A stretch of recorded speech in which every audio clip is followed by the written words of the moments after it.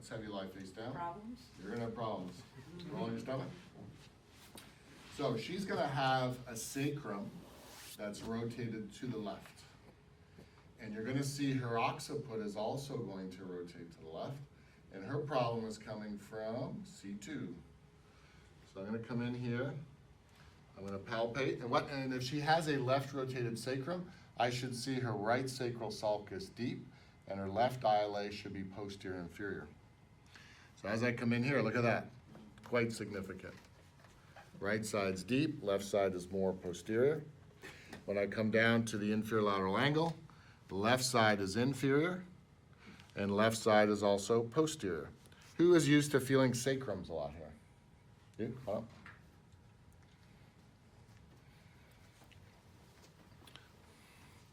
So the right base is deeper, left is inferior and posterior. So if I'm a sacrum, this is what he'll be palpating. My right shoulder is deep, left butt is posterior and inferior, so the front of my body is facing left. Okay? Now, if we come over here, so stay up here, Phil, like this, we should see, look at this, the same pattern. Look at my left thumb, it's inferior, same as her sacrum was inferior. Okay, keep your head straight. And look at this, my right thumb is deeper on the occiput, same as her sacrum. So verify that there. So just like I said, the occiput and sacrum are both following the same pattern. You guys are going to want to come here to see this next bit. So this is your left side. All right, so watch my thumb. So turn your head to the left. Notice how she gets worse. Watch my thumbs. Turn your head to the right. Look what happens. She gets better. Turn to the left. Wow. She gets worse. Turn your head to the right. She gets better. So bring your head back to neutral. Phil, you feel that? So why is that occurring? Because if it was a true sacral problem, it wouldn't change. Doesn't matter where, if you turn your head to the left or right. Turn to the left. She gets worse. Turn to the right, she should improve. Okay, and if you turn to the left, should be more rigid. Turn to the right, should be much easier. Keep your head to the right. I'm just curious here. Breathe in and out. Do it again. See how she has a bit of a sacral rock? Good. Turn your head to the left. Breathe in. No sacral rock. Okay. Feel it? Put your hand here. Breathe in. See? No sacral rock at all. It's all locked up. Turn your head to the right. Breathe in. See? There it is. Good. So her problem is coming from C2. Let me see. Is positioning a priority? I'll just work on it here. Actually, I got to do a couple things here. I got to pull C2 out. And remember, the dural tube attaches at C2. So I'm going to come in through her spine like this. I'm going to come up like this, pull that dural tube. There it is. Actually, it's quite stuck. I want you to breathe in and out.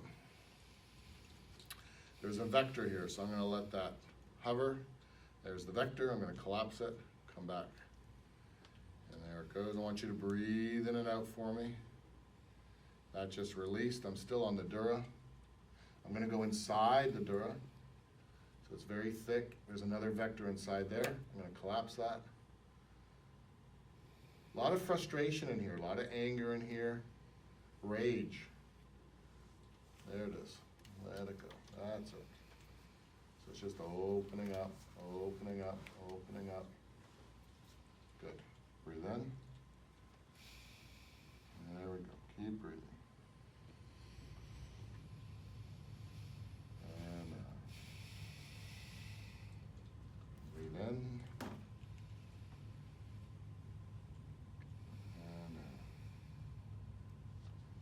in and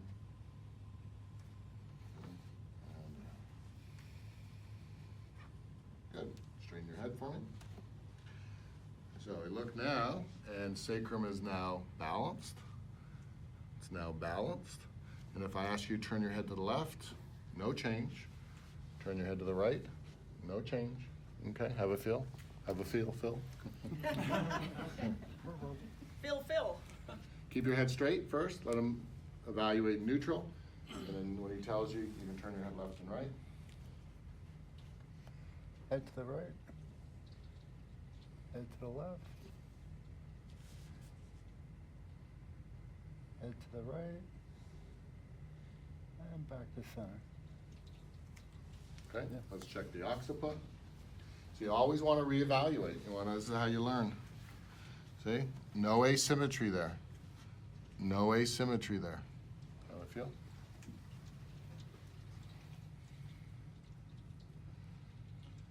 So here's an example of how the dural tension at C2 can pull the sacrum out.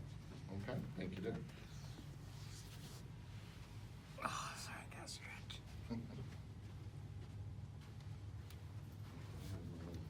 Right here. Oh. Hi.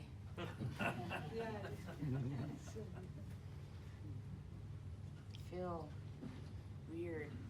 Think I've had that so long. It's very deep inside that dural tube. It There are feels two vectors up there. So those vectors can be trauma, like physical trauma, but also emotional trauma. But something very quick. Yep. So I know you want us to take 2 and 3, and we'll be dealing with vectors in those Mhm. classes, right? Yeah, level 2, yeah. But is there a chance that in the junior kind of work that we're gonna be able to do after this class, that those vectors would release eventually, or they're just gonna hang out? Like, we might. They're hang not with gonna something, release but unless you do that A specific technique. vector Oh, yeah, technique. Okay. yeah. Because your body just spins around it. And all I'm doing, I mean, you can start to play with vectors. All I'm doing is you need to find the 2 ends of the vector. And then you'll see it, and you'll feel it. If you push on their body, it's gonna feel like a broomstick. Okay, And then all you're doing at either end, and what are you doing? Listening and following, and most of the time these vectors want to collapse. Because it's just energy that's just stuck in there. And the thing that I found after 30 years of doing manual therapy is that you'll go in there and you'll try all this manual therapy and it keeps coming back again and again because it's just spinning around this Sure. vector. Not until that vector goes away, that manual therapy doesn't hold. so Yeah. interesting. Since December, I've been getting chiropractic twice a week, Mhm. and then the past 3 months only once a week, Mm-hmm. and it's always been based around C2. Interesting, huh? I didn't tell anybody that Mhm. because I was like, let's see. If this stuff really works. The only person that knew was Christy. Yeah. So I've been getting adjusted, and I literally could get adjusted, and by the end of the day, it's back out. Mm-hmm.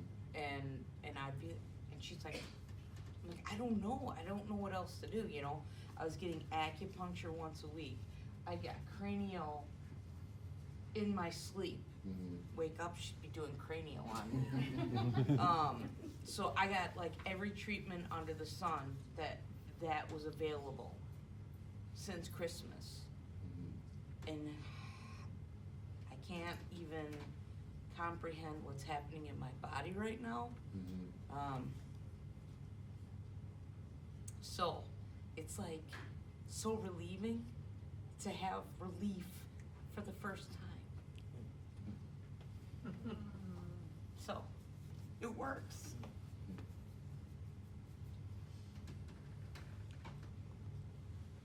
It's amazing when you start to do this work, you just get pulled into where their key problems are. It's just talking to you. Who needs SCR? Yeah. Right. Because when I look around the room, I'm not choosing the person. The morphogenic field is, I'm looking around to see who's standing, and this is how I do it. I mean, it's no secret. Is in my head, I know I want to do a demo on this, so I look around the room to see who has what I want, and that person actually will light up a little bit. They'll just stick out of the crowd. Oh, Did really? I blind you? That's what I He's been wearing sunglasses when he looks at you all week and long. When you see them, what I'm doing is scanning Yeah. the group. Yeah. I'm not picking my best friends or, I'm picking the best person for the class to benefit from so they can see. Or, not so much who needs it the most, but what, who knows what is the best, the best person to be up there. And it just feels Bobblehead. Yeah, it feels like you got a new pair of shoes or something, you're just like, trying it out. yeah, it's like, wait, oh yeah, always felt That stuck. scooter ride. There was a scooter ride. There might have been there should have been a mass amount of code brown in there for that. And it'll be good tomorrow. I'm just gonna do a few more things and then we'll finish up for today. Tomorrow we're going, if you wanna look ahead, joints, we're gonna do joints. And then we're gonna do sutures.